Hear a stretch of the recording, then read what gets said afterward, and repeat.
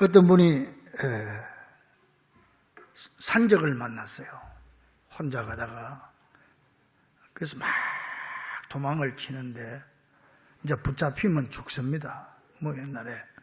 그런데 산 꼭대기까지 도망갔는데 보니까 이 산하고 저 산하고 연결해 있는 그 줄다리 있잖아요. 양쪽에 붙잡고 중간에 하나 있는 줄다리가 있는 거야. 뭐 그런 거 급하니까 그거라도 붙잡고 그냥 도망을 가는데 이게 줄이 삐걱삐걱 흔들흔들 하니까 이거 곧 끊어질 것 같아. 줄을 감아보니까 오래된 것 같아요. 그 중간쯤 갔는데 막 밑을 보니까 천길 낭떠러지야. 뒤를 돌아보니까 산적들이 자기들은 이제 저놈 저기 떨어져서 죽을 거야. 이 줄다리는 반드시 떨어지게 다 썩어서 그렇게 있으니까 꼼짝 못하지요. 그는 거기서 붙잡고 기도했어. 하나님 날 좀 살려주세요. 내 살려주면 내 전 재산 주님 앞에 바치겠습니다. 그렇게 기도하고 한 걸음 옮겼는데 흔들흔들 삐걱삐걱 찍찍 소리가 나는데 가요. 그래서 중간쯤 더 지나서 3분의 2쯤 가니까 이제 저기 끝이 보인단 말이에요. 그러니까 또 사람이 마음이 싹 변해가지고 하나님 앞에 기도하면 하나님 나도 먹고 살아야 되고 처자식도 다 있으니까 하나님 그래서 내가 절반만 바치겠습니다. 절반만. 그리고 또 갔다가 또 갔는데 이제 바로요. 바로 다 와서 거의 다 와가는데 또 마음속에 이제 안심이 되니까 또 마음에 하나님 절반도 사실은 너무 많고 내 11조 내 재산의 10분의 1은 꼭 바치겠습니다. 내가. 그래 날 끝까지 살려주시기 바랍니다. 그 말이 떨어지자마자 줄이 뚝 끊어져. 뚝 내는데 그래서 줄 붙잡았는데 이게 달랑달랑 매달려 있는 거예요. 아이고 그래가지고 그냥 그 줄을 붙잡고 올라가는데 이 줄도 곧 끊어질 것 같아. 그러니까 이 사람이 기도를 합니다. 아이고 하나님 농담도 못합니까? 농담도 못합니까? 내 전 재산 다 바치겠습니다. 끝까지 올라가게 해 주시옵소서. 올라갔는지 뭐 떨어졌는지 그건 난 모르겠습니다만은 나는 이 이야기를 가만히 보면서 참 누구 닮았다 그런 얘기가 생각이 나. 누구 닮았을까요? 참 닮은 사람이 있어. 우리 교회에. 누구 닮았냐? 나를 닮았어. 이 최 목사를 닮았어. 최 목사. 내가 주님 앞에 이렇게 하겠습니다. 저렇게 하겠습니다. 수많은 결심을 하고 다짐을 하고 기도하고 하지만 가만 내 자신을 돌이켜보니까 지킨 것보다 못 지킨 게 더 많은 것 같아요. 솔직한 말로.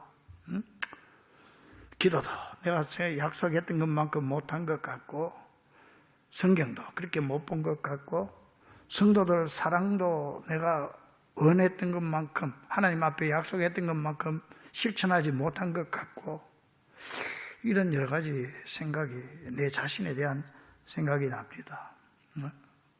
진짜 우리 얼마나 감사합니까? 지금 우리 교회가 코로나 기간 동안에 건축을 해서 코로나 기간에 한창일 때 입당을 했잖아요.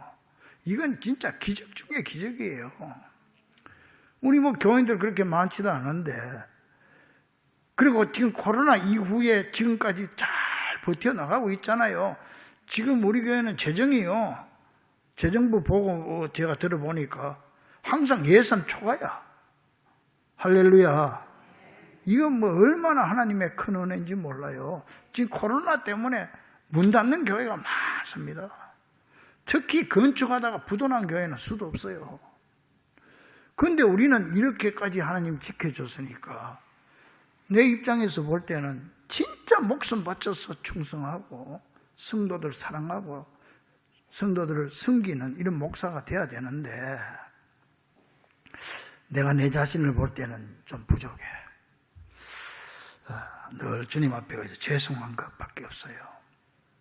아마 이거는 저뿐만 아니고 우리 모두의 생각이 아닐까 그런 생각이 듭니다.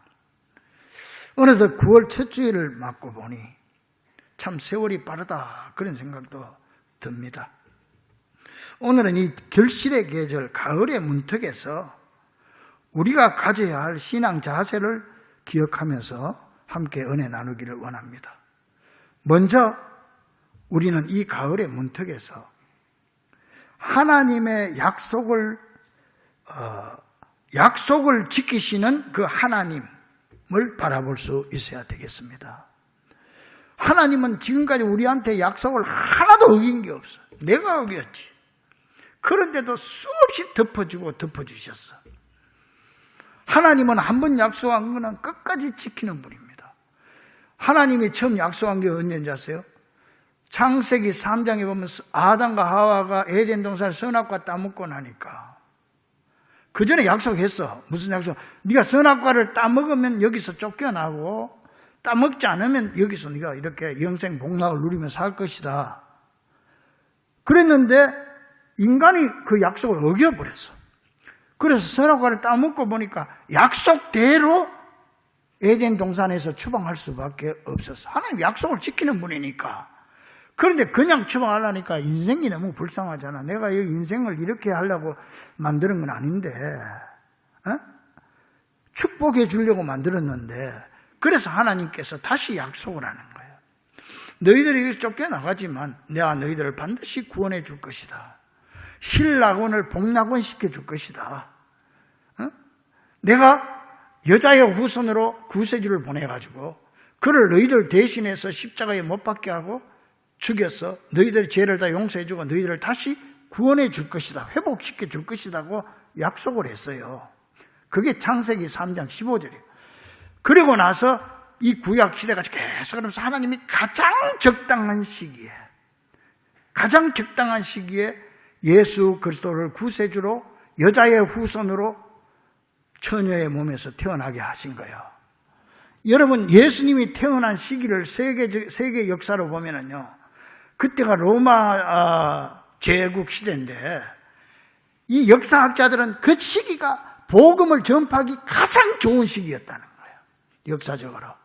그 시기에 예수님 태어나게 하셔가지고 예수님을 우리와 약속을 하나님이 지키기 위해서 우리 대신 십자가에 못 박아 죽게 하심으로 여러분과 나를 구원해 주시고 이제는 누구든지 나를 통해서 다 구원받을 수 있다. 다 잃었던 낙원을 회복할 수 있다. 그래서 예수님께서 나는 양의 문이다 그랬잖아. 문은 뭐예요? 양무리로 들어가려면 천국으로 들어가고 잃었던 에덴 동산을 다시 찾으려면 어떻게 해야 돼? 우리로 들어가야지. 우리가 누구야? 나는 양의 그 우리의 문이다.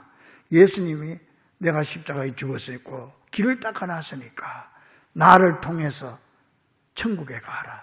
나를 통해서 잃어버린 행복과 하나님의 축복을 회복하라고 하나님이 약속의 길을 열어준 겁니다. 그래서 예수님께서 내가 곧 길이요 진리요. 무슨 길? 그 천국 가는 길이고 복낙원하는 길이다 이 말이에요.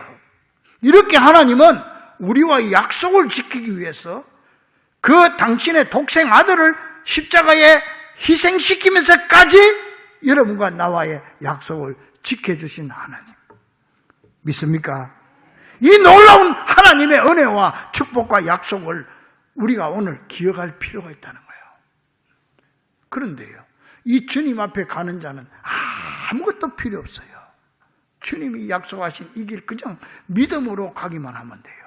믿음으로 예수님 안으로 들어가기만 하면 돼. 이 믿음으로 예수를 믿기만 하면 되네. 쉽게 말하면 여기는 아무 조건도 필요 없어. 우리의 선행도 필요 없어.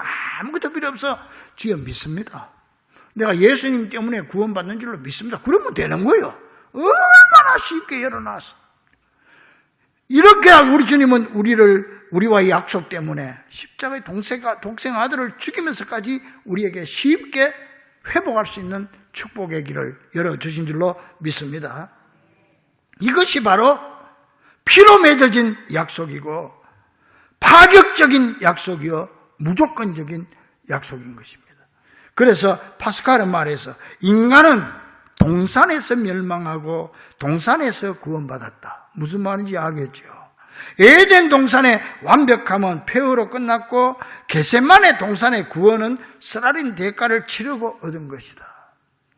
우리를 이렇게 구원해 주기 위해서, 우리와 약속을 지키기 위해서 하나님은 독생 아들을 대신 십자가에 내주는 비싼 대가를 치르고 여러분과 나를 구원해서 오늘 이 자리에 와서 앉아 계시는 줄로 믿습니다.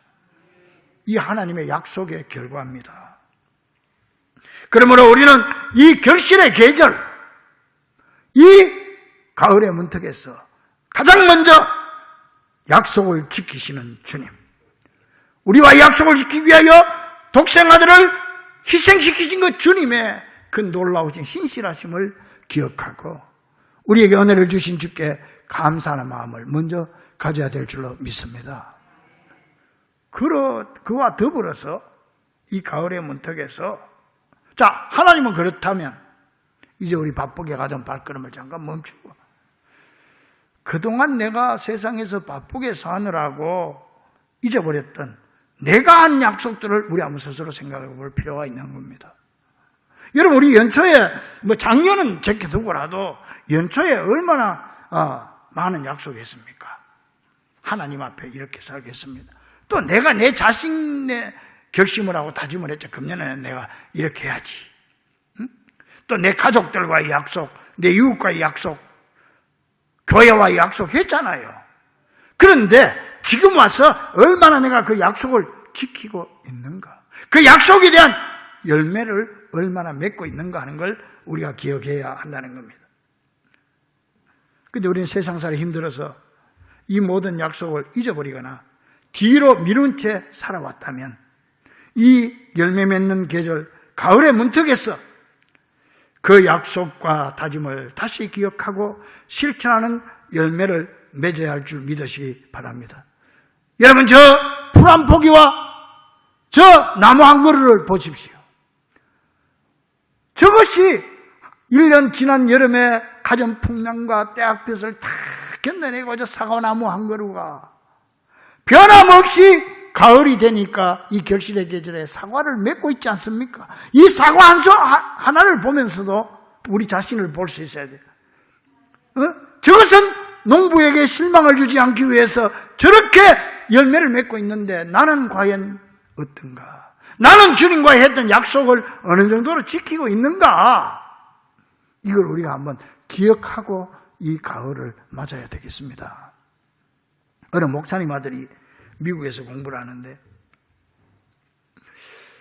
그 아버지가 이제 내일 출국하기 전에 앉혀놓고 붙잡고 기도하고는 크게 두 가지 약속을 했다고 그래요. 첫째 뭐냐? 너는 어디 가서든지 하나님 앞에 부끄럼 없이 살아라. 하나님 앞에. 둘째, 남자로서 째짜게 굴지 말고 남자답게 살아라. 젊은 사람이 돼가지고 식당에 가서 눈치나 시실 보고 신발끈이나 오래 매고 그러지 말고, 또 인생을 살아가면서 째짜게 그렇게 하나님 앞에서도 벌벌 떨고 젊은 사람이 돼가지고 제대로 하나님 앞에 그렇게 하지 마라. 깨끗하고 담대하게 살아라. 화끈하게 남자답게 살아라. 두 가지. 알겠습니다. 미국 가서 대학 졸업하고 대학원 졸업하고 취직을 했는데 첫 봉급을 전부 하나도 안 빼고 봉투째 갖다다가 자기가 다니는 교회에 헌금을 해버려요. 근데 아버지 생각은 저놈이 이제 첫 봉급 받았으니까 이제 다음 달부터는 생활비를 좀 안 보내줘도 되겠구나 생각을 했는데 전화를 하니까 그 교회 갖다 다 바쳐버렸다는 거예요. 봉투째 첫 열매라고. 이때 아버지의 기분이 어떻겠어요? 그렇게 기분이 좋을 수가 없다는 거예요. 그래도 저놈이, 젊은 놈이 돈에 얽매이지 않고 저렇게 하나님 앞에 화끈하게 신앙생활 잘 하는구나. 나와의 약속을 지키는구나. 물론 내가 또다시 생활비를 또 보내줘야 되지만 내한테서 돈이 나가야지 지가 어디서 돈 쓸 거예요.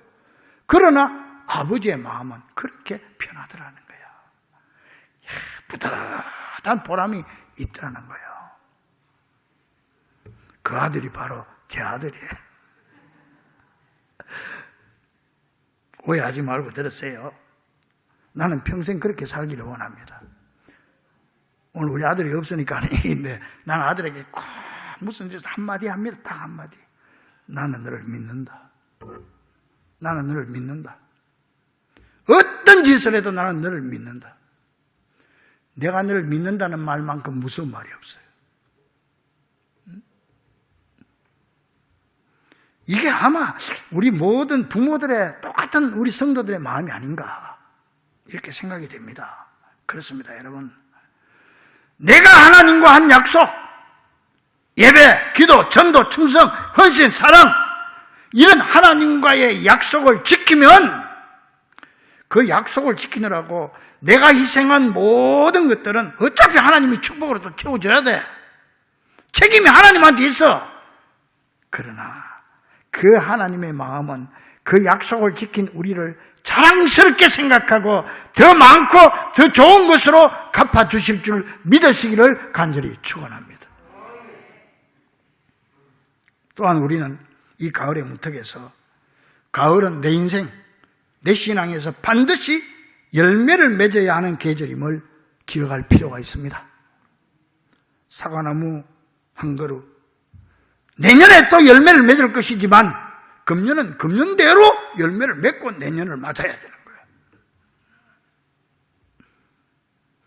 이 열매는요, 개별적이에요. 사과나무는 사과만 맺으면 돼요. 포도나무는 적지만은 요만한 포도만 맺히면 돼요. 포도나무 요만한 게 사과 배 이만한 것 보고 나도 저만한 포도를 만들기를 원합니다. 그럴 필요 없어요. 그거 쓸데없는 기도예요. 그런 기도는. 머루나무는 머루 열매만 맺으면 돼요. 수박은 수박 열매만 맺으면 돼요. 자기 열매를 맺는 거예요. 자기 열매. 우리 주님이 찾으시는 건 자기 열매입니다. 다른 사람 같은 열매가 아닙니다. 나의 열매라. 여러분, 내 가정에서 내가 맺어야 될 열매가 있고 내 스스로에게 내가 다짐한 약속의 열매가 있는 거예요. 내 가족에게 한 약속의 열매가 있는 거예요. 이 열매를 맺을 시기가 바로 가을 아닙니까? 여러분, 저 포도 한 송이를 보고 그걸 생각해야 되는 거예요. 하나님의 자녀된 우리 성도들은 무엇보다 때를 잘 분별할 줄 알아야 되는데 가을이 바로 열매 맺을 때라는 거예요. 그래서 성경에는 이 시간과 때에 대한 말씀이 많이 기록되어 있잖아요. 전도서 3장 2절에서 날 때가 있으면 죽을 때가 있고 흘 때가 있으면 세울 때가 있고 울 때가 있으면 웃을 때가 있고 던져버릴 때가 있으면 거둘 때가 있고 안을 때가 있으면 멀리할 때가 있고 지킬 때가 있으면 버릴 때가 있고 사랑할 때가 있으면 미워할 때가 있느니라. 이 말이 무슨 말이에요? 때를 잘 분별하는 자는 성공할 것이고 때를 잘 분별하지 못하는 자는 실패할 것이라는 말입니다. 그래서 오늘 본문에 나오는 말씀도 모든 것은 때가 있는데 때를 잘 분별하고 심을 때가 있으면 심고 거둘 때가 있으면 거두는다는 사실, 이걸 기억하라 그 말씀이에요. 그래서 7절에 스스로 속이지 말라. 하나님은 업신여김을 받지 아니하시나니 사람이 무엇으로 심든지 그대로 거두리라. 이건 변할 수 없는, 예외도 없는 하나님의 영원한 법칙입니다. 하나님의 법칙이기 때문에 내가 하나님 법칙에 맞춰 살아야지 하나님의 법칙을 내가 이리저리 찢어 붙이고 변형시킬 수가 없는 거예요. 그저 심는 대로 거두는 거, 이게 하나님의 법칙이에요. 그래서 8절에 자기 육체를 위하여 심는 자는 육체로부터 썩어질 것을 거두고 성령을 위하여 심는 자는 성령으로부터 영생을 거두리라. 믿습니까? 여러분, 믿든 안 믿든 그대로 되는 거예요. 왜? 하나님이 정해놓은 법칙이기 때문에. 그래서 또 고린도후서 9장 6절에 이것이 곧 적게 심는 자는 적게 거두고 많이 심는 자는 많이 거둔다 하는 말이로다. 사랑하는 여러분, 이 결실의 계절에 하나님께서 오늘 우리들에게 말씀합니다. 내가 너희들을 위해서 지금까지 지켜주고 가꿔주고 보살펴주고 여기까지 왔는데 지금 너희들은 열매가 있느냐? 여러분, 우리 지난 8개월 동안, 지난 작년에 제껴놓고 얼마나 많은 은혜를 받고 살았습니까? 오늘 여러분 여기 앉아 있다는 게 하나님의 은혜인 줄로 믿습니다. 내가 하루하루 살아가는 게 하나님의 은혜 아닙니까? 지금 나 이제 생명 있음은 주님의 은혜라. 믿습니까? 그러므로 이 결실의 계절 가을의 문턱에서 하나님의 사랑받는 자녀로서 내 나름대로 맺어야 할 내 개인의 열매, 가정의 열매, 교회의 열매, 내 삶의 열매를 준비함으로 우리 농부 되시는 하나님께 풍성한 수확의 기쁨을 드리는 귀한 성도들이 되기를 간절히 축원합니다. 나아가서 이 결실의 계절 가을의 문턱에서 우리가 또 하나 더 기억해야 될 게 있어요. 하나님의 심판도 기억해야 됩니다. 우리는 세례 요한이 회개에 합당한 열매가 없는 바리새인과 사두개인을 향해서 좋은 열매 맺지 못하는 나무마다 찍혀서 불에 던져지리라. 이 말씀 기억해야 됩니다. 예수님께서 무화과 열매 없는 무화과 나무를 보고 저주하여 그 다음날 말라버린 사실도 기억할 필요가 있습니다. 또 7절에 스스로 속이지 말라. 하나님은 업신여김을 받지 아니하시나니 사람이 무엇으로 심든지 그대로 거두리라. 이 말이 무슨 말이냐면은 심지 않고 거두려고 하거나 적게 심고 많이 거두려고 하는 건 하나님을 업신여기는 죄를 짓는 거다는 거예요. 너 하나님 아주 우습게 보는 행위라는 거지. 하나님 그런 하나님이 아닌데. 우리 하나님이 주는 축복은 내 손이 수고한 대로 먹는 것이라. 믿습니까? 수고한 만큼 거두어드리는 축복이에요. 여호와를 경외하고 그의 길을 걷는 자마다 복이 있도다. 내가 내 손이 수고한 대로 먹을 것이라. 내가 복되고 형통하리로다. 내 집 안방에 있는 내 안에는 결실한 포도나무 같으며 내 상에 둘러앉은 식탁에 둘러앉은 자식들은 어린 감람나무 같으리로다. 여호와를 경외하는 자는 이같이 복을 얻으리로다. 여호와께서 시온에서 내게 복을, 시온에서 교회를 통해서 복을, 교회가 복받는 통로입니다. 시온에서 복을 주셨다. 네가 평생 예루살렘의 번영을 보며 내 자식의 자식을 볼지어다. 너희에게 여호와의 평강이 있을지로다. 믿습니까? 내가 내 손이 수고한 대로 먹을 것이라. 근데 수고 안 하고 주시옵소서 하는 것은 하나님을 업신여기는 거라는 거예요. 그러니까 우리가 가만 생각해 보면 기도하면서도 스스로 속일 수 있고 스스로를 속이는 거예요. 하나님을 업신여기는 엉뚱한 기도를 할 수도 있다는 얘기죠. 그래서 9절에 우리가 선을 행하되 낙심하지 말지니 피곤하지 아니하면 때가 이름에 거두리라. 이 말씀을 기억하고 여러분 낙심하지 말고 끝까지 내 나름대로의 열매를 맺을 수 있는 귀한 성도들이 되기를 바랍니다. 여러분 윤동주 시인 알지요? 1917년에 태어나가지고 일본에서 독립운동하다가 1945년 29살 젊은 나이에 일본 감옥에서 옥사했잖아요. 그는 정말 참 29살에 죽었으니까 옥사했으니까 인생의 가을을 맛보지도 못하고 죽은 청년이었지만 그가 죽기 전에 이런 시를 썼어요. 내 인생의 가을이 오면, 그런 시를 썼는데 이렇습니다.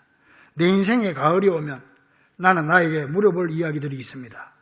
내 인생의 가을이 오면 나는 나에게 사람들을 사랑했느냐고 물을 것입니다. 그때 가벼운 마음으로 말할 수 있도록 나는 지금 많은 사람들을 사랑하겠습니다.